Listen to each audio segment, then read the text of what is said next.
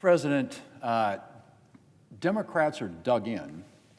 15 days into a government shutdown, Democrats show no sign that they're ready for it to end. Not even the prospect of military families going without a paycheck was enough for Democrats to reopen the government. Nor are Democrats concerned about needy families uncertain about the future of nutrition assistance, or Americans in flood zones who are unable to update their insurance or close on a home in the midst of hurricane season. No, Democrats are dug in. And all those Americans living in uncertainty, well, they're just going to have to wait until Democrats' far-left base is satisfied.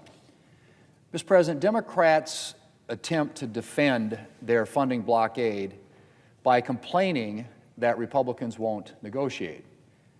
But what exactly is there to negotiate? Negotiation happens when you have two sides, each with its own demands. Republicans have no demands. We've offered Democrats a clean, nonpartisan funding extension. Democrats, on the other hand, are insisting on $1.5 trillion in new partisan spending in exchange for their votes. Now think about that, Mr. President. Let's put this in perspective. $1.5 trillion in new spending in their proposal to keep the government open for 4 weeks till the end of October.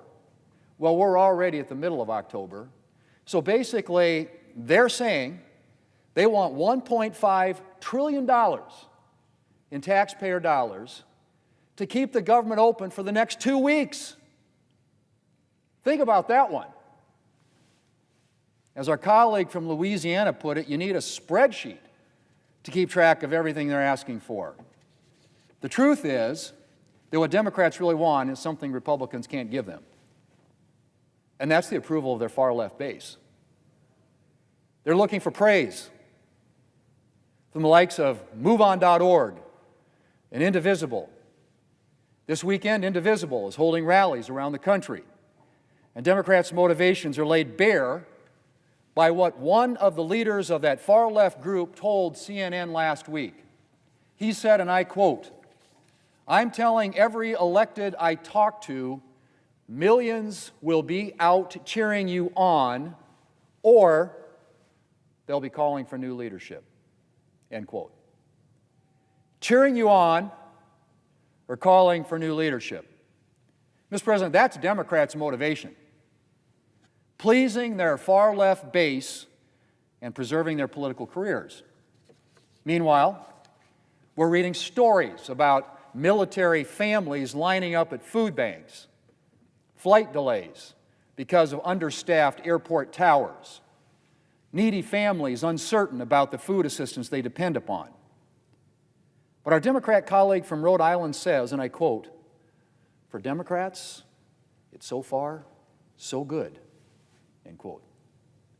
So far, so good. I doubt military families and federal workers would agree. If there was ever anything to make it clear that Democrats are in this for their own political advantage, it is callous comments like this one, or the Democrat leader's statement that, and I quote, "every day gets better." End quote, for Senate Democrats. Mr. President, while Democrats may be basking in praise from their far-left base, polls show that most Americans want this shutdown to end. 2/3 of voters think Democrats should reopen the government rather than hold out for their partisan demands. And if just 5 more Democrats would show some courage, we could do just that. We need 5 more Democrats to say, enough is enough, to put the American people ahead of the far left, and to support this clean, nonpartisan continuing resolution sitting right there at the Senate desk, ready to be picked up and passed today, put on the President's desk, signed into law, and the government reopens. If just 5 more Democrats would show some courage, we could do just that. So, Mr. President, 5 more votes, this bill could be on its way to the White House. As I said, President Trump stands ready to sign it. It is clean.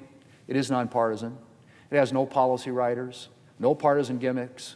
It simply funds the government for a foreseeable time to November the 21st to give us an opportunity to finish the appropriations process under regular order and to deal with the funding of the government in the way that it should be funded, in an open, transparent process that uses the committees under regular order, the Appropriations Committee, subcommittees, the floor, open to amendments. Again, I know that's a novel concept. That's a novel concept compared to the way the Democrats did it when they had the majority. Even though the Appropriations Committee did its work last year, 11 of the 12 appropriations bills were reported out, not a single one was brought to the floor of the Senate. Because they like to negotiate behind closed doors with a handful of people deciding on behalf of everybody else. That is not the way this place ought to work, Mr. President. Troops need to get paid. Families need to get the help they need. All this uncertainty for the American people needs to go away. And we can get back to work on the things that really matter. But the question is, are Democrats interested in that? Or are they more interested in being cheered by far-left groups at Saturday's rally? Well, I guess we'll see soon enough. Will today be day 15 of Democrat shutdown? We'll have another opportunity later today to vote on that bill sitting right at the desk. 5 more Democrats, it passes. It goes to the White House, gets signed into law by the President, and the government opens up. Will today be day 15 of Democrat shutdown? Or will it be the day we reopen the government and get back to the business of serving the American people?